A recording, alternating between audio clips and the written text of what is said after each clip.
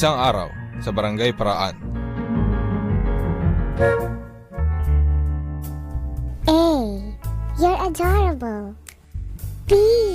You're so beautiful. C. You're so cute and full of blood. Marami na naman akong pwedeng mabiktima sa barangay na to.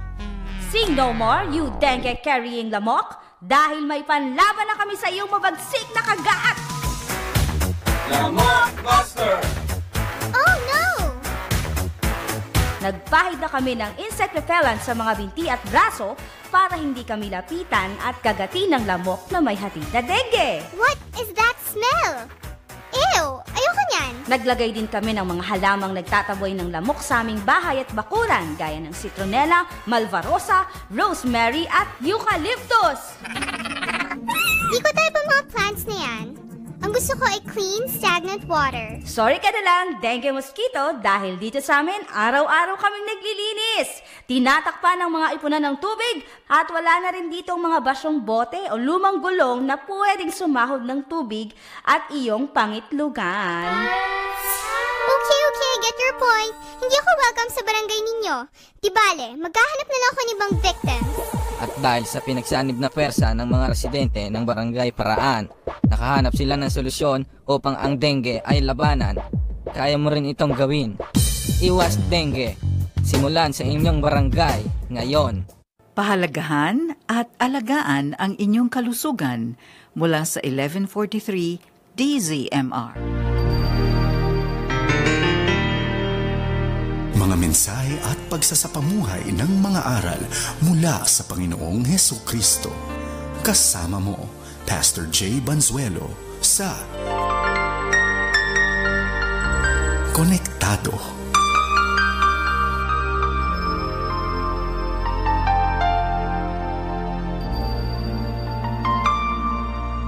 Mga kapatid, magandang umaga sa inyong lahat. Sana po'y nasa maganda kayong katayuan. Ngayong morning, tayo po'y sama-sama sa loob ng 30 minutes. Dito po sa ating programang Konektado. Ito po si Pastor J. Banzuelo. Kung ngayong araw po, meron kayong special celebration, special occasion, well, congratulations din po sa inyo. And I do pray na kayo po ay mag-enjoy sa presensya ng ating Panginoong Diyos. Ang atin hong pag-uusap at ang ating pagtalakay ngayon pong morning ay pagpapatuloy po ng atin hong tema patungkol sa bagong simulain. Last weekend ay atin hong diniscuss yung new beginning ng Panginoon po ay the God of do-overs. Pero He is also a God of infinite variety. So, pwede ho tayong tulungan ng Panginoong Diyos sa ating mga sitwasyon, ano't ano man ang ating kalagayan. Meron lang tayong tiwala at pagsunod sa Kanyang kalooban, tayo po ay makakaranas ng tagumpay na Kanyang tinakda para sa atin. Atin hong tinalakay na ang gusto ng Panginoong Diyos ay hindi lang ho tayo magsimula. Meron ho siyang hamon sa atin na ang maging target naman natin ay yung mainam na kalidad ng buhay. Ano po? So, hindi lang ho tayo binibigyan ng chance to have a new beginning, pero ang gusto ng Panginoong Diyos ay magkaroon po tayo ng tinatawag nating good quality of life. Kaya nga po ang ating discussion today ay may kinalaman po sa maturing life. Ayan po. At kinuha nga po natin ang ating pag-aaral dito po sa aklat ng Hebrews. Ang pagpapatuloy po ay ating gagawin, pero bago po yan, tayo po muna ay makinig ng isang awitin. At ito pong awitin na ito ay specially dedicated sa inyong lahat. Great is your faithfulness, O God. You wrestle with a sinner's heart. You lead us by still waters into mercy. Nothing can keep us apart.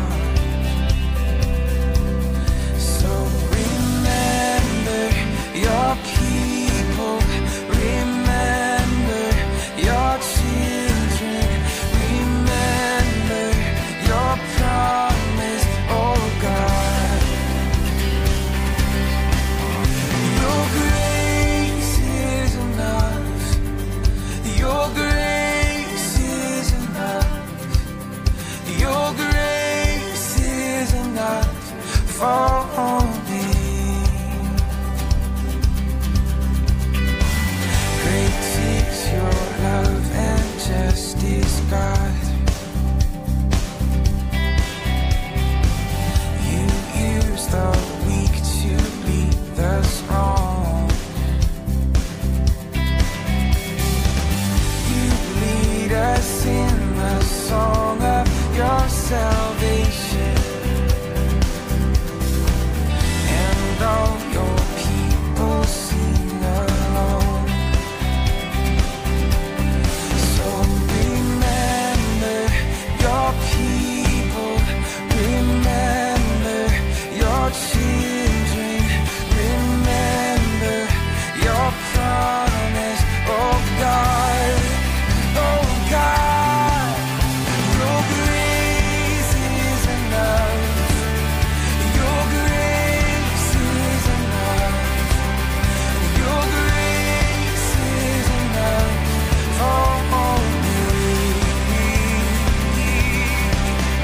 Your grace is enough. Your grace is enough.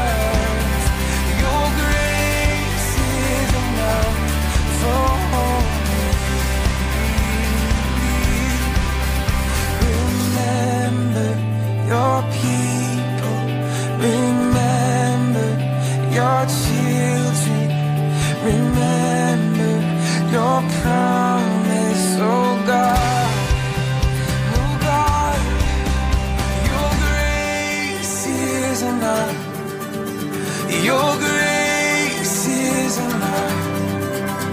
Your grace is enough for me. Your grace is enough. Heaven reaching down to us. Your grace is enough for me. For me. Your grace is enough. God, I'm covered in your love. Your grace is enough for me.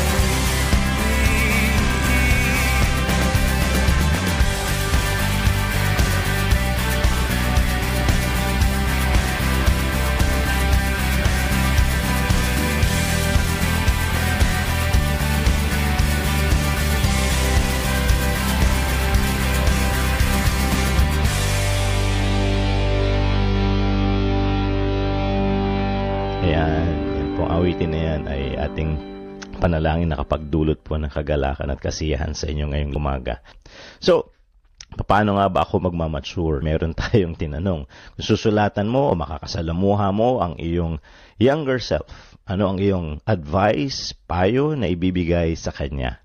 At siguro yun nga ang ating tinahak na direksyon sa atin hong pag-uusap. Kung maganda ho ang iyong naging kalagayang pangbuhay, baka sasabihin mo, tuloy mo lang yan. No? Sa kabila ng self-doubt, sa kabila ng apprehension na baka yung kanyang kalagayang pangbuhay ay hindi magiging maganda, mangyayari rin pala sa pagsunod ang iyong mga yapak, no? Sa will ni God. Ang ending pala ay meron din victory, meron din pong magandang outcome at mga blessings na ibibigay ang Diyos. On the other hand, kung nagkaroon po ng mga, sabi nga natin, misgivings ang iyong buhay at ikaw ay nagkaroon ng tinatawag nating regretful situation, no? Ayaw sana natin yan, pero yun ang realidad, no? Baka gusto mong sabihin sa iyong younger self, huwag ka nang tumahak sa ganyang landas. Huwag mo nang desisyonan ng mali. Maximize your time at masasayang. No? So, yun daw ay isang pamamaraan para tayo ay hindi lang makapag-evaluate, but that was a way para i-confront tayo na ating mga buhay ay talagang magkaroon ng serious consideration sa atin pong life journey, para hindi naman po tayo nag-aaksaya ng oras, taon at mga panahon na ipinagkakatiwala ng Diyos. And we have to live a meaningful life, no? Ano po ibig sabihin yan? Hindi lang po yung pag-pursue ng ating personal na mga layaw, kundi paano ba ang naising pagkagamit ng Diyos natin dito sa buhay na ito para po makapaglingkod din sa Kanya. So that's very important. Now, ang maturity nga po ay hindi lang po nangyayari by accident. Intentional siya. Maging sa Bible, merong direct rebuke.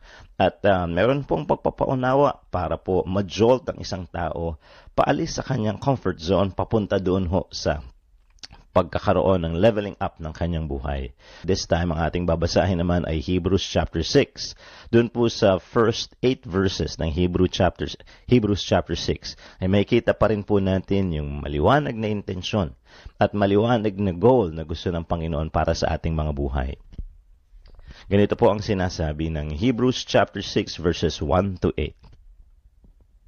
Therefore, let us leave the elementary teachings about Christ and go on to maturity, not laying again the foundation of repentance from acts that led to death, and of faith in God. Instruction about baptisms, the laying of hands, the resurrection of the dead, and eternal judgment. And God permitting, we will do so.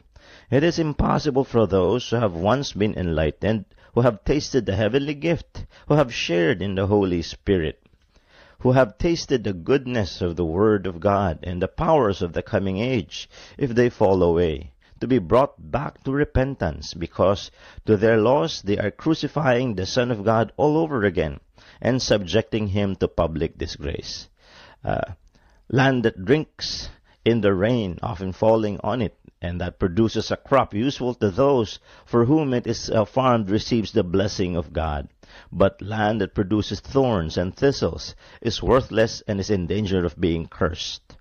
In the end, will be punished. Ang sabi po doon, no, merong mga instruction na ibinibigay po sa atin na napakalinaw. Ano po, na kinakailangan po natin na ang ating mga buhay ay umayon doon sa endpoint na gusto ng Panginoon. Bakit po kailangan yan? Ang buhay din po natin, pagka tinignan naman natin ang writings ni Paul sa Corinthians, ang makikita po natin doon kinumpare sa isang takbuhin or race. At alam naman po natin, may starting point at merong finish line. At dito, malinaw na malinaw ang sinasabi. Napakaganda sana kung ang ating motion ay moving forward towards that finish line. Ang pinakamasaklap ay ang moving forward and then moving back. Kasi counterproductive yon sa gusto mong ma-achieve.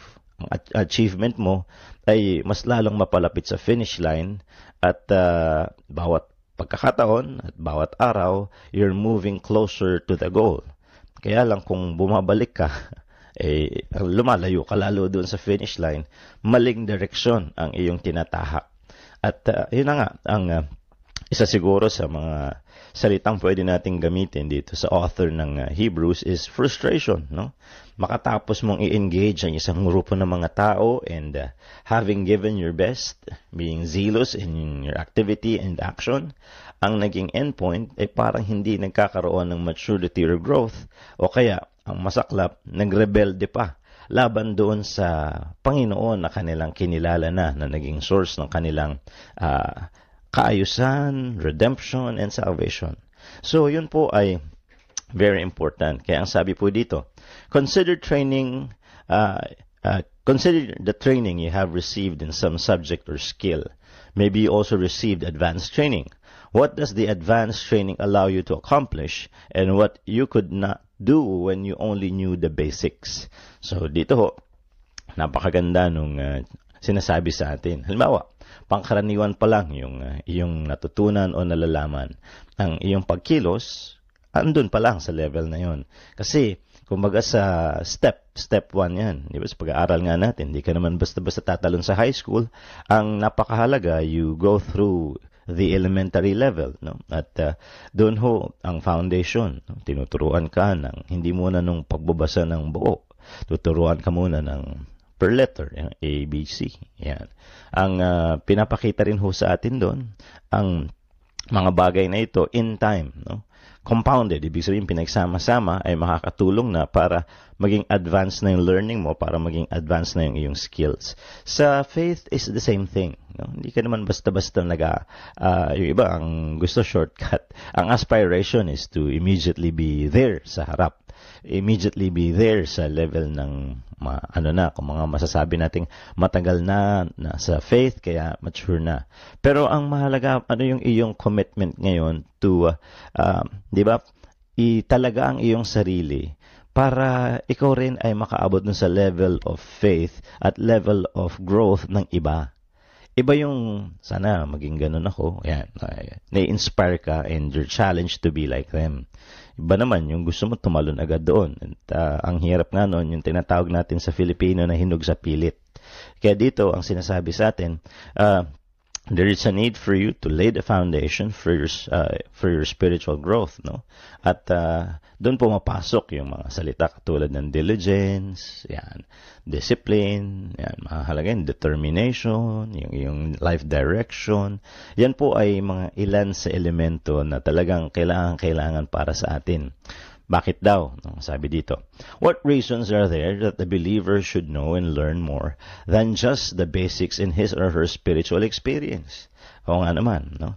Well, salvation, masasabi ba nating basic? Well, yes, no? Kasi starting point ng learning mo yan eh. Diyan ka nagkakaroon ng unawa kung bakit kailangan may relationship kay Jesus as personal Lord and Savior. Yung mga, sabi nga natin, encouraging and inspirational na mga promises, yan. Sabi ng iba, yan po kasi ay, yan yung feel good, no? Ibig sabihin, masarap sa pakiramdam, you don't resist it. On the other hand, kinakailangan din tumataas pa. Kasi yan yung mga bagay, yung una nating nabanggit, ang dinadagdag. Pero may mga bagay na dapat tanggalin, no? Ito daw yung sinasabi nilang pruning stage ng iyong buhay. A need to develop your character, a need to strengthen your faith. So kung i-develop yung character mo, hindi ka perfect. So, kinakailangan tabasin ng ilang bagay. Maybe may mga mali kang habits or pamamaraan sa iyong speech. Maybe meron kang maling mga gawi pagdating sa iyong attitude na kinakailangan ayusin mo para mag-improve ang iyong relationship sa mga tao. Baka kinakailangan mo na bawas-bawasan yung ilan sa mga nakasanayan mo nung ikaw ay nandoon pa at namumuhay sa kasalanan. And all of these things na kinakailangan kaltasin sa iyo. Tatandaan natin, ang pruning, daling sabihin, madaling intindihin yung concept na yung mga sobra-sobrang sanga, sobra-sobrang dahon ay ginugupit. Pero once applied to you, iniisip ko sa halaman, pagka may drastic pruning, parang nakalbo eh. Masakit siguro yun para sa kanya, pero kailangan yun para maging fruitful eventually. Sa atin, magiging masakit yun, no? Siguro isipin mo, yun bang paghiwalay ko sa kasalanan ay magiging masakit? Well, yes, no? Kasi may mga pagkakataon na yung kasalanan na nasa buhay mo, ginusto mo. At masarap ang nadating para sa iyo, no? Kaya, yun nga eh. Whenever you talk to people na talagang mag-give up ng ilang mga naging compromises sa buhay, talagang ang iyak, abot-abot, no? Parang sinasabi, ang sakit. Yan, lalo na kung may kinalaman sa relationships, yung kanyang mga ginagawang mali. And then suddenly, may kinakailangan i-cut off yung emotional attachment nandoon. Second, may mga times yung ginagawa ay may kinalaman sa compromise that basically is the source of funding. Remember si Matthew and Zacchaeus, dalawang tax collectors na nagbalik ng kanilang, si Zacchaeus very clear eh. Yung kanyang kinuha, ibabalik na niya doon sa kanyang pinagkakuhanan. At gusto na niyang ibenta yung ibang ari-arian niya to give to the poor. So basically, he'll lose everything. Si Matthew naman, he left it behind to follow Jesus. So pag tinignan mo yung ganun, hindi ho yun biro, no? Because remember, they enriched themselves at they were happy when they were holding itong mga pera o kapirahan na ito that they got through corruption. May mga times ganun, no? Nakakuha ka ng salapi o kayamanan o masasabi nating kahit na anong material na bagay sa pamamagitan ng pag-illegal o kaya ay maling pamamaraan, ang una mong experience yan because it empowers you. Parang may nabili ka, may kakayahan kang gawin yung gusto mo, masaya ka. Then suddenly, may commitment ka na sa Panginoon, you have to leave it behind. Imagine yung parang bigat na iyong aabutin at first, once you detach from it. Kasi nagkaroon ka ng dependence doon eh. Pero you're doing it kasi talagang gusto mo na ang Panginoong Diyos ay mabigyan na ng papuri sa iyong buhay. Pero yun nga eh, Yun yung challenge doon no? Pag pinag-uusapan po natin ang isang mananampalataya na umaakyat na yung kanyang level of faith. Yung pangalawa naman ay may kinalaman sa iyong commitment to really grow, no? At yung pag-grow na yan ay medyo mabigat din. Kasi yung kinakailangan mong determination para gawin naman yung nararapat. Yung kanina ay iwanan ang mga attachments mo na mali. This time is to commit yourself to do the things na hindi mo nakasanayan pero dapat to grow in the faith. Yung mga bagay na dapat mong gawin. Kasi dapat because you have to serve God.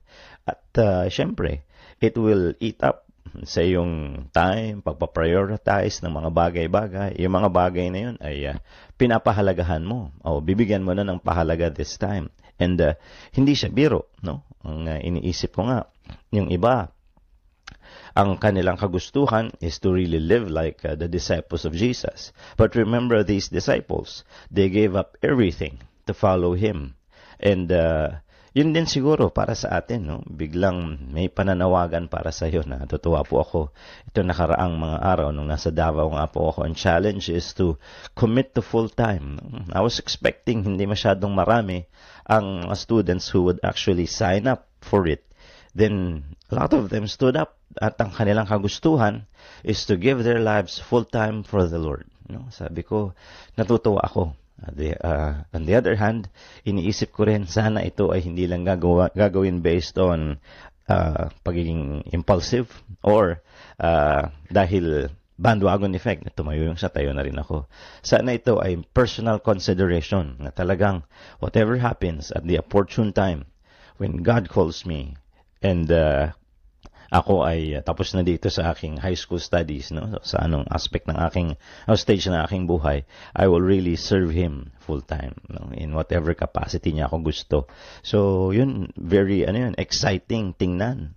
Pero remember, if you're the person who's taking that bold step forward, as much as masarap yan sa pakiramdam that you're serving God, may mga may mga hamon din yan along the way. Paano ko alam? Pumunta rin tayo sa ganung desisyon once in our life. And now, ito tayo, still committed to serving God and prayerfully, hinihiling natin sa Panginoong Diyos na makapagpatuloy pa as we are still being entrusted with life. So, ganun po ang hinahanap sa atin. The goal is to be fruitful and be blessed by God. No? At yung fruitfulness na yan, ay hindi po yan isang bagay na para lang sa iilan. Yan po ay expectation ng Panginoon para sa ating lahat. Ano po? So, napakahalaga. Ginamit nga po yung concept ng faith, no, in connection to the crops, no. Ang tanong dito, what happens to the ground that receives the rain as it falls? Well, ibig sabihin, yung ating mga buhay, the more we receive the teachings of God, the more the soil is actually being drenched with water. Mas lalong nagkakaroon siya ng magandang potential for growing the plants, di ba? Parang hindi tigang yung lupa. Kasi pagka wala akong tubig, definitely yung soil wouldn't be as filled with nutrition, di ba? Or nutrients as you want. Kaya ang kinakailangan po ay mapuno ito ng nararapat na kailangang elemento ng mga halaman para ang halaman po ay tumubo ng maayos. The faith is the same thing. Kung gusto po natin na ito ay talagang lumago sa ating buhay, kinakailangan po natin talagang ibigay ang nararapat na feeding so that it actually reaches yung tinatawag nating potential na nararapat para sa Kanya. And andyan naman yung salita ng Panginoon. Minsan meron nga akong kausap. Now, yung aming usapan has something to do with paghawak ng Bible. No? Well, this is something very practical pero nakakapag ng isip.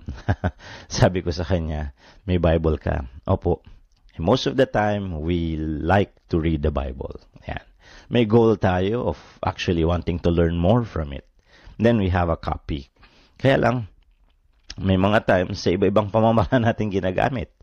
May naririnig akong tao na may Bible siya. Ang ending, nailagay lang niya doon sa kanyang bookshelves, no? At naging display doon sa shelf niya. May mga times naman, yung Bible hawak-hawak, conveniently, ginawang unan pagka gusto magpahinga. hindi sana ganun ang gamit, pero may mga taong ganun ang naging gamit ng Bible. Pangatlo, may mga tao naman, may Bible, kaya lang gagamitin lang pang-ipit ng mga lumilipad na papel sa lamesa. What am I saying? God's promises are present in His Word. Napakaraming nilalaman yan at ang daming potensyal niyan. Kaya lang, ang problema, hindi mo matututunan yan kung gagamitin mo sa hindi pamamaraang dapat. Di ba? You don't get to know ano ang laman ng Biblia by making it your pillow. Hihigaan mo, gagawin mo una, hindi mo absorb yung teaching yan. Pagka ginawa mo pang-ipit ng papel or display sa shelf mo, hindi mo makukuha yung laman yan. What you need to do is to engage it by reading what is inside. Ano po? Kasi typical naman sa Pilipinas, tanongin mo, may Bible ba kayo? May at least isa. Meron naman, ako nga, ito tinitingnan ko po merong collection ng mga Bible. Pero kahit gaano karami yung iyong nakalagay sa iyong shelf at hindi mo naman babasahin at gagamitin as a resource, ang ending, display lang siya. And you have not benefited from its content. So gusto nating lumago sa pananampalataya, there is a need for us to really read it and intindihin natin, comprehend it, and then apply it. No? Yun po yung mga mahahalagang kailangan. Yung atin hong faith needs to be watered. At ang atin hong pinakamagandang puno o yung tinatawag natin pandilig sa atin hong pananampalataya is the Word of God. So, we need to demonstrate diligence. At ito na nga po muna ang ating magiging huling point when dito sa ating goal for maturity. How do you feel? Ito yung confrontational question. How do you feel when someone gives you positive reinforcement? Like, way to go, or good job, or nice effort. Well done. Yan. Di ba? Ang sarap. Pagka ang iyong tinatanggap ay mga compliment at ang iyong tinatanggap ay encouragement, you like it. No? At ang atin hong damdamin ay nabuboost tayo to move forward. Parang iniisip mo, ang ganda nito. Sarap. Pero ano po yung reality? Tatanggapin mo yan. May mga times, hindi mo yan matatanggap.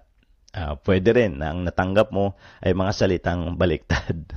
Sa halip na ma-encourage ka na pulaan ka pa, sa halip na ikaw ay bigyan ng pagpapalakas loob, parang pinahihina pa ang loob mo. May put down doon sa lengguwahe o sa sinasabi sa iyo ng mga tao. What do you do? Bakit po importante yan? Doon pumapasok yung tinatawag nating commitment. That separates yung lang emotional impulsiveness sa talagang commitment. Bakit? Pagka ikaw lang ay impulsive, gusto mo lang lagi yung maganda, ang ending, pagka nagkaroon ng negatibo sa situation, baka umayaw ka. Yung commitment naman, whether nandyan yung pagbibigay ng pagkilala sa iyong ginagawa, or minsan chine-challenge yung iyong ginagawa, napupulaan, but you know you're doing your best for the Lord. You don't just simply raise up your hands and say, I quit. Ang gagawin mo, magtuloy ka pa rin. No? At ang dami kong mga nakakausap kasi dumadating din sa atin yan, no? As servants of God. May mga times that we get hurt. There are many times we get frustrated and discouraged. But you talk to people, read the books tungkol sa buhay ng ibang mga tao na they still moved forward despite dong mga matitinding challenges na kanilang inabot at pinagdaanan. And from there, you see one common denominator na kung bakit nila ginagawa yan. They're doing it because they love God. At talagang malinaw sa kanila kung ano yung kanilang pinagtalagahan ng kanilang buhay. So remember, that's the same motivation you should have. And that's a very good measure para tayo ay makarating sa ating goal, which is maturity in the Christian life. So yun nga po ang sinasabi sa atin. Hindi lang po ang iyong bagong simulain ang importante, yung kalidad ng magiging buhay mo na pinibigyan ka ng Panginoon ng pangalawang pagkakataong i-do-over o pangilan mong pagkakataong i-do-over. Yun po ang goal at yun po ang target natin. A life that will please the Lord. So mga kapatid, paalala po ng ating programa, sa bawat pangangailangan at sitwasyon sa buhay ng tao, ang salita ng Diyos laging konektado. Have a blessed morning mga kapatid. Iyong napakinggan ang Konektado kasama si Pastor Jay Banzuelo.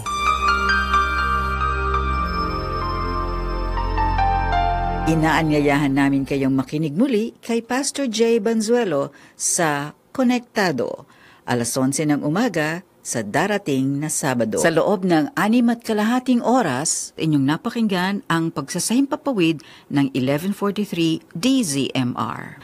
Ang himpilang ito na di-commercial ay pag-aari at pinamamahalaan ng Far East Broadcasting Company. Ang DZMR na may lisensya BSD 0101-2014 ay nagbo-broadcast araw-araw sa lakas ng 10 kilowatts tuwing Sabado at Linggo na umaga mula alas 5:30 hanggang alas 12 ng tanghali.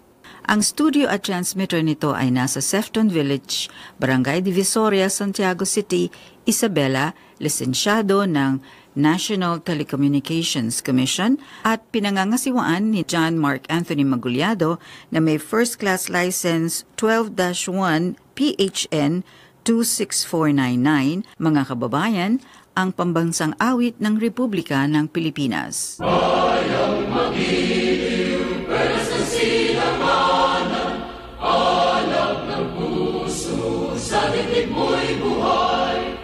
Lupang hinirang, duyan ka ng mag-iiw, sa manlulupi, di ka masisir, sa dagat at bundok, sa simaya, sa langit mong bugaw, may dilagang tuna at awit sa paglayang minamahal, ang bislat ng mataw